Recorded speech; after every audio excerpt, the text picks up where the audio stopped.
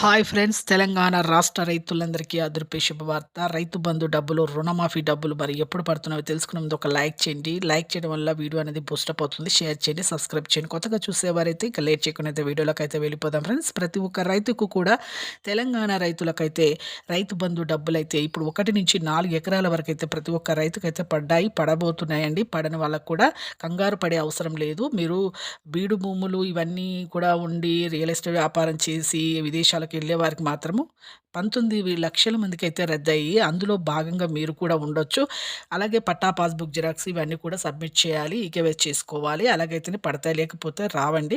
డిస్ట్రిక్ట్‌ల వారీగా, జిల్లాల వారీగా అయితే క్యాస్టుల వారీగా అయితే వస్తున్నాయి.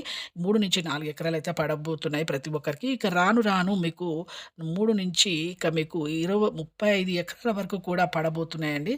మీకు సభలో అయితే చెప్పడం జరిగింది సీఎం రేవంత్ రెడ్డి గారు. అసెంబ్లీలో కూడా చెప్పారు.